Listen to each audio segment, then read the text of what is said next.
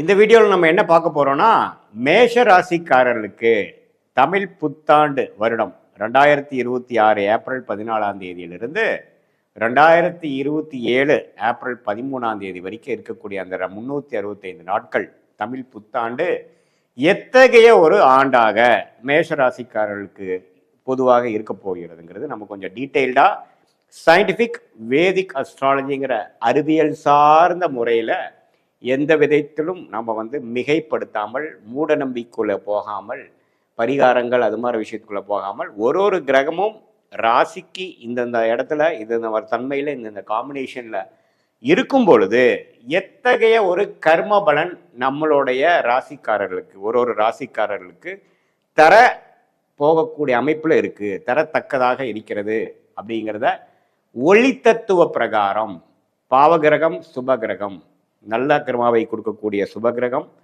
தீய கர்மாவை கொடுக்கக்கூடிய பாவகிரகம், அந்த பாவகிரகமே சுபகிரகத்தின் தாக்கம் பெறும் பொழுது வேற மாதிரி நல்ல பலன்கள் கொடுக்கக்கூடிய அமைப்புகள், அது மாதிரி நிறைய இந்திய வேத ஜோதிடத்துல எப்படி ஒரு தனி மனிதனோட கர்மா செயல்பட போகிறது அப்படிங்கிறத நம்ம துல்லியமா இந்த வீடியோல மேஷராசிக்காரர்களுக்கு தமிழ் புத்தாண்டு எப்படின்னு பார்க்க போறோம். இப்ப பாருங்க, மேஷராசிக்காரர்களுக்கு விரய சனி ஸ்டார்ட் ஆகி கிட்டத்தட்ட ஆல்மோஸ்ட் 1.5 வருஷம் ஆயிடுச்சு. போன மார்ச் மாசத்திலிருந்தே ஒரு வருடமாகவே 12ஆம் இடத்துல சனி போய் மேஷ ராசிக்காரர்களுக்கு விரய சனியாக 7.5 நாள் சனியோட ஃபர்ஸ்ட் பீரியட் என்று சொல்லப்படுகிற 7.5 இயர்ஸ்ல ஃபர்ஸ்ட் 1 இயர் போய் கொண்டிருக்கிறது. அது 2027 மார்ச், அதாவது இந்த வரக்கூடிய தமிழ் புத்தாண்டு முழுவதும் விரய சனியாக தான் நீடிக்க போகுது. குரு பாருங்க 3ஆம் இடத்துல இருந்து 7ஆம் இடம்ங்கிற திருமணஸ்தானம், அதே மாதிரி 9ஆம் இடங்கிற பாக்கியஸ்தானம், 11ஆம் இடங்கிற லாபஸ்தானத்தில் இருக்கக்கூடிய ராகுவை பார்த்து இருந்தார். இப்போ ஜூன் 1ஆம் தேதி 2026, அதாவது தமிழ் புத்தாண்டு பிறந்து ஒரு 1.5 மாசத்துக்கு அப்புறம் குரு 3லேருந்து 4க்கு வரார், அதாவது மிதுனத்திலிருந்து கடகத்துக்கு வரார். அற்புதமான ஒரு மாற்றம். ஏன்னா 4ஆம் இடத்துல குரு 10ஆம் இடங்கிற தொழில் ஸ்தானத்தை பார்க்கும் பொழுது வேலை, உத்தியோகம், தொழில் எல்லாமே விருத்தி ஆகக்கூடிய நல்ல ஒரு மேன்மையான ஒரு அமைப்பு, நமக்கே ஃபோக்கஸ் நல்லா கிடைக்கக்கூடிய அமைப்புகள் உண்டாக்கக்கூடிய அந்த உச்சகுருவின் பார்வை 10, 12, 6ஆம் இடத்துக்கு வரும்பொழுது தேவையான பண வசதிகள், ஃபினான்ஸ் பண்ணக்கூடிய அமைப்புகள், நமக்கு கிடைக்கக்கூடிய ஃபண்ட்ஸ் எல்லாமே தொழிலை டெவலப் பண்ணக்கூடிய அமைப்பு, வேலையில நல்ல ஒரு மாற்றத்தை கொடுக்கக்கூடிய அமைப்பை கொடுக்குது. ஸோ அந்த ஒரு ஜூன் மாதம் மாறக்கூடிய அமைப்பு மேஷராசிக்கு அற்புதமா இருக்கு. அதே சமயத்தில் வேற ஏதோ ஆண்டு கிரகம் மாறுதான்னு கேட்டிங்கன்னா சனி மாறலை, குரு ஜூன் 1ஆம் தேதி மாறுறார். அதுக்கப்புறம் ராகு கேதுகள் டிசம்பர் 6ஆம் தேதி 2026 புத்தாண்டு பிறந்து ஒரு 7-8 மாதம் கழித்ததுக்கப்புறம் இந்த ஆங்கில ஆண்டின் கடைசி மாதம் ஆகிய டிசம்பர் 6ஆம் தேதி 5ஆம் இடத்துல இருக்கக்கூடிய கேது 4ஆம் இடத்துக்கும் 11ஆம் இடத்துல இருக்கக்கூடிய ராகு 10ஆம் இடத்துக்கும் மாறுகிறார். ஸோ இந்த நடுவால June, July, August, September, October, November இந்த 6 மாதங்கள் பார்த்தீங்கன்னா ராகு கேதுகள் பிரச்சனை இல்லாமல், ராகு கேதுகள் 11/5க்கு சம்மந்தப்பட்டு 10ஆம் வீட்டை பார்க்கக்கூடிய குரு அற்புதமான ஒரு மேன்மையை ஜூன் மாதத்திலிருந்து நவம்பர் மாதம் வரைக்கும் நல்ல ப்ரோக்ரஸ், அருமையான ஒரு ஸ்ட்ரெச் மேசராசிக்காரர்களுக்கு வியாபாரம், தொழில், இன்வெஸ்ட்மெண்ட், வேலை அது மாதிரி விஷயத்தில் இருக்கக்கூடியவங்களுக்கு நல்ல ஒரு கோல்டன் டைம் என்று சொல்ல வேண்டும். அந்த அளவுக்கு ஒரு அருமையான அமைப்பு இருக்குங்க. அதை நல்லா யூஸ் பண்ணிக்கங்க. அதுக்கப்புறம் டிசம்பருக்கு அப்புறம் என்ன சாமி ஆகும் அப்படின்னா, டிசம்பருக்கு அப்புறம் ராகு 10க்கு வர்றதுனால சில பிரச்சனைகள், சில சேஞ்சஸ், சில அப்டக்கிள்ஸ் அப்படிங்கிற மாதிரி சில விஷயங்கள் கொடுப்பார்.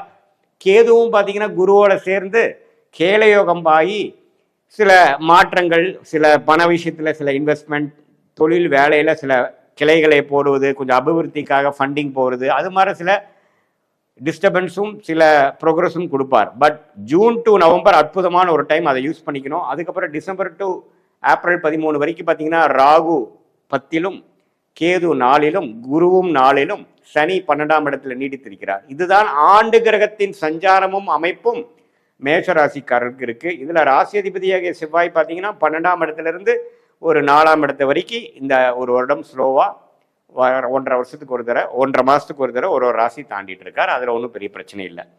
ஸோ இதுல நல்ல விஷயம் என்னன்னா, ராசி அதிபதி ராகுவோட சேர போறது இல்லை, ராசி அதிபதி சனியோட சேர போறது இல்லை. தமிழ் புத்தாண்டு ஆரம்பிக்கிறப்பதான் ஒரு மாசம் செவ்வாயும் சனியும் சேர்ந்திருப்பாங்க. அந்த ஜூன் மாதத்துக்கு அப்புறம் மேஷராசிக்காரர்களுக்கு ஏப்ரல் மே சுமாரான டைம் தான்.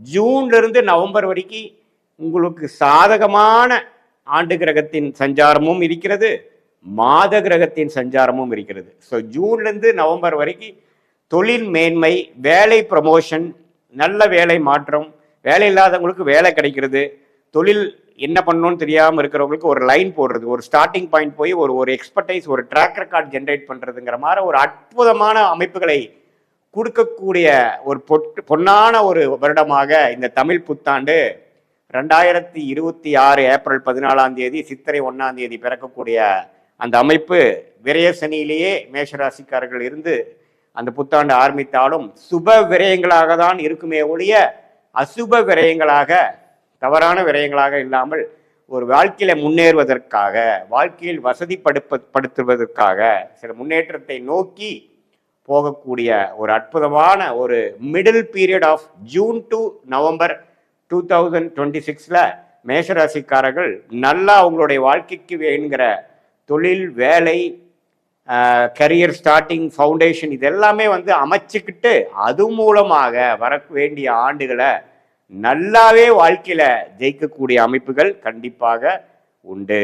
இது பார்த்தீங்கன்னா இது ஒரு பொதுவான ஒரு ஆண்டு கிரகம், மாத கிரகத்தை வைத்து நம்ம சொல்லக்கூடிய ஒரு அமைப்பை ஒழிய உங்களுடைய ஜென்ம ஜாதகத்தில் பிறந்த தேதி, பிறந்த நேரம், பிறந்த ஊரில் என்னென்ன மாதிரி ஒரு அமைப்பு வருது, அதாவது எந்த ஜாதகத்தில் நீங்கள் என்ன லக்னத்தில் பிறந்தீங்க, மேஷ ராசியில் நீங்கள் அஸ்வினி நட்சத்திரமா அல்லது பரணி நட்சத்திரமா அல்லது கிருத்திகை நட்சத்திரம் முதல் பாதமா, என்ன லக்னம், லக்னாதிபதி எப்படி இருக்கிறார், என்ன தசாபுக்திகள் போய் கொண்டிருக்கிறது, அந்த லக்னா நாதன் எப்படி இருக்கிறார், லக்னாதிபதியோட உச்சம், நீச்சம், பகை, அதே மாதிரி திருட்பலம், திக்பலம், அதெல்லாம் பலம்லாம் எப்படி இருக்கு, என்ன மாதிரி தசாபுக்திகள் போய் கொண்டிருக்கிறது, நடக்கக்கூடிய தசை உங்களுடைய லக்னத்துக்கு யோகமான தசையா, தசை புக்தி எப்படி போயிட்டு இருக்கு, எப்போ அந்த தசை முடியுது, அடுத்தது நம்ம வாழ்க்கையில எது மாதிரி ஒரு பாதையை நோக்கி நம்ம செல்ல போகிறோம், நம்மளோட திருமண வாழ்க்கை எப்படி போக போகிறது, நம்மளுடைய ஹெல்த் எப்படி ஆக போகிறது, நம்மளுடைய வெளிநாடு பயணங்கள், மாற்றங்கள், உள்நாடா வெளிநாடா, அரசு உத்தியோகமா, பிரைவேட் செக்டாரா, தொழிலா, எது மாதிரியான துறை நமக்கு கரெக்டாக வருது, எந்த கிரகம் நமக்கு யோகமா இருந்து எந்த மாதிரி டொமைன்ல நாம நம்மளோட குழந்தைகளை படிக்க வைத்தா அதுல சிறப்பா அவங்க ஜெயிக்கக்கூடிய அமைப்புகள் இருக்கு, அவங்களுக்கு நம்ம அப்பாவின் தொழில் வரப்போ மாதிரி இருக்கா, அல்லது அவங்க புது லைன் போடுவாங்களா, அவங்களுக்கு வெளிநாடு யோகங்களா, அல்லது உள்நாட்டில் அரசு உத்தியோகமா, அல்லது இதுல அவங்களே ஓனா பிசினஸ் பண்ணக்கூடிய அமைப்பு இருக்கா, எது மாதிரி தன்மைகள் அவங்க ஜாதகத்தில் இருக்குங்கிறது லக்னத்தை பொறுத்து தான் தசாபுக்திகள் பார்க்கணுமே ஒழிய ராசியை வைத்து தசாபுக்திகள் பார்க்காமல் ராசியை வச்சு இந்த கோச்சார் அமைப்பாகிய ராகு கேது பயிற்சி, குரு பயிற்சி, சனி பயிற்சியை பார்த்து இது ரெண்டையுமே நம்ம இப்போ பேசின கோச்சார் அமைப்பையும் தசாபுக்தியில் உங்கள் ஜாதகத்திலிருந்து வரக்கூடிய தசாபுக்தியிலும் ஒருங்கிணைத்து பார்க்கும் பொழுது துல்லியமான பலன்கள், எப்படி உங்கள் வாழ்க்கை பாதை அடுத்தது லெவலில் போக போகுது அப்படிங்கிறதுலாம் துல்லியமாக தெரிந்து அதுக்கு தகுந்த திட்டங்களை கரெக்டாக தீட்டி தேவையில்லாத விரயங்கள், தேவையில்லாத சமய விரயங்கள், பண விரயங்களாம் தவிர்த்து வாழ்க்கையில் எளிதில் வெற்றி பெற முடியும். சயின்டிஃபிக் வேதிக் அஸ்ட்ராலஜி முறை மூலமாக நீங்கள் நல்லாவே வாழ்க்கையில் பெனிஃபிட் அடைந்து கிளாரிட்டியோட வாழ்க்கையில் வெற்றி பெற முடியும் என்று சொல்ல விரும்புகிறேன். மீண்டும் மற்றொரு காணொளியில் சந்திப்போம். நன்றி, வணக்கம்.